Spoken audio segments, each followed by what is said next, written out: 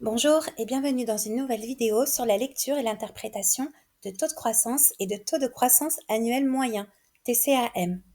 Cette vidéo, qui traite donc des savoir-faire mathématiques appliqués au SES, s'inscrit particulièrement dans le chapitre 1 du programme de terminale. Quelles sont les sources et les défis de la croissance économique? À l'écran, un graphique qui présente le taux de croissance et le taux de croissance annuel moyen par période en France en pourcentage. Le graphique couvre la période globale allant de 1950 à 2022. Question. En observant la courbe bleue pour l'année 2022, formulez une phrase qui exprime le taux de croissance du PIB réel de la France cette année-là, et faites la même chose pour l'année 2021. Pour rappel, le taux de croissance correspond à la variation en pourcentage du PIB réel sur une année donnée.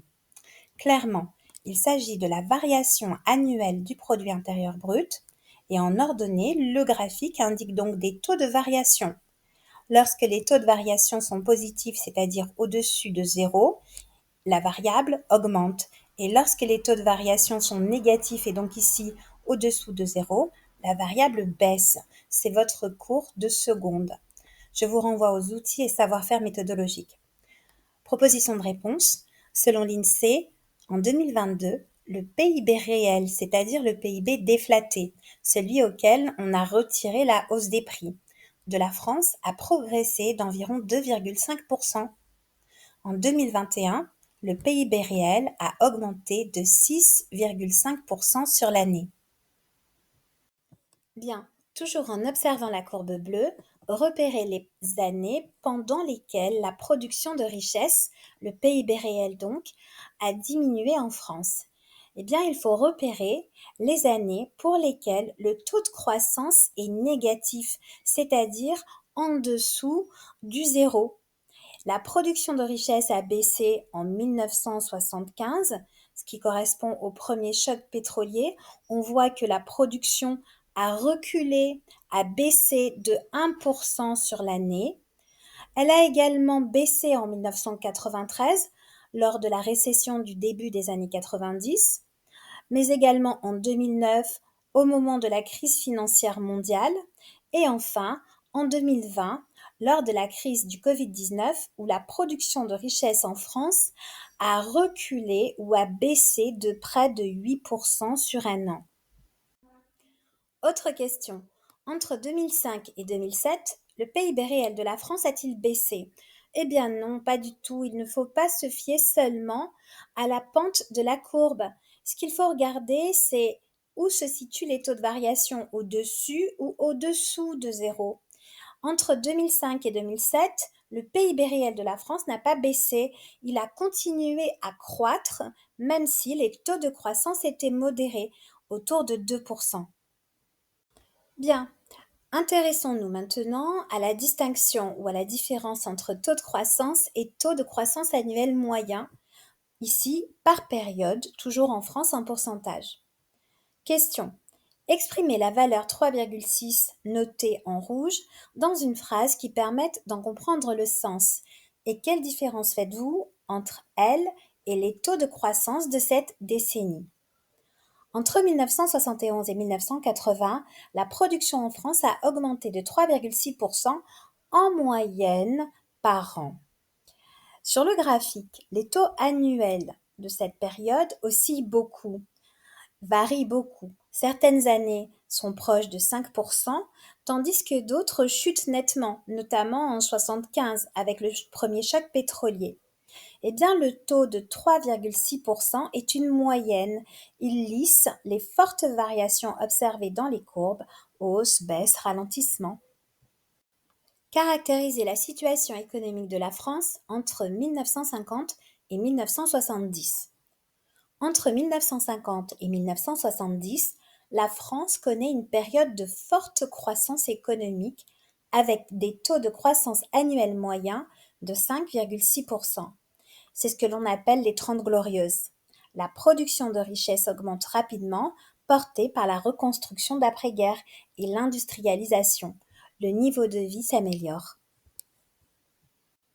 Autre question. Le niveau de richesse produite par la France a-t-il baissé depuis les années 70? Eh bien non, car même si le taux de croissance annuel moyen diminue, passant de 3,6% à 1,6%, cela ne signifie absolument pas que le niveau de richesse diminue. Le taux de croissance annuel moyen reste positif sur chaque période, ce qui signifie que la richesse augmente toujours, mais plus lentement. Pour ceux qui souhaitent aller plus loin, quelques éléments sur le calcul du TCAM. Ce calcul n'est absolument pas exigible au baccalauréat. Les candidats au baccalauréat doivent simplement être capables de lire et d'interpréter un TCAM. Pour commencer, il n'est pas possible de l'obtenir sur une période donnée par une simple moyenne arithmétique, comme lorsque vous additionnez vos notes de SES et puis vous les divisez par leur nombre pour obtenir votre moyenne.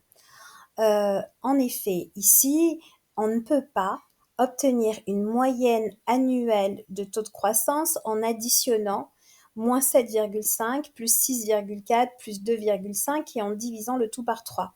Il faut passer par les coefficients multiplicateurs correspondant à ces taux de croissance. L'idée étant que chaque taux de croissance porte sur une valeur de départ différente et donc les additionner n'a pas de sens. Alors, pour rappel, un coefficient multiplicateur est le nombre par lequel on doit multiplier une valeur de départ pour obtenir la valeur d'arrivée. Par exemple, si vous placez 1 000 € à la banque et que la banque vous promet que dans un an, votre somme initiale augmentera de 5%, vous devez donc multiplier votre capital de départ, 1000, par 1,05 pour obtenir votre capital d'arrivée. Bien. Alors, le taux de croissance de moins 7,5% correspond à une multiplication par 0,925. Je vous renvoie ici à vos cours sur les savoir-faire mathématiques appliqués au SES de la classe de seconde.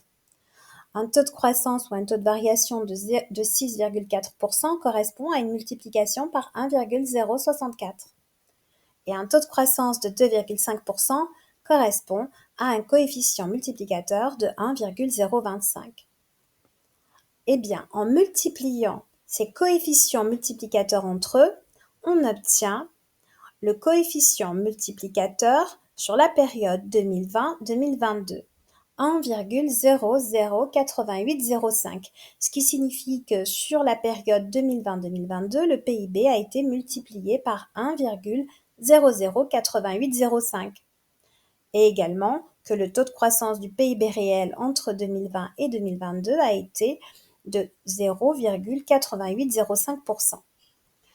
Sur votre calculatrice, vous obtenez le coefficient multiplicateur annuel moyen en prenant le coefficient multiplicateur de la période, c'est-à-dire 1,008805, qui correspond donc à la multiplication du PIB entre 2020 et 2022, à la puissance 1 tiers, ce qui vous donne 1,0029. Ce 1,0029 correspond à la moyenne de multiplication par an, c'est-à-dire que en moyenne, en 2020, le PIB a été multiplié par 1,0029, ce qui correspond à un taux de croissance annuel moyen de 0,29%. Et donc ici, entre 2020 et 2022, le PIB a augmenté en moyenne annuelle de 0,29%. Cette vidéo est à présent terminée et je vous dis à très bientôt.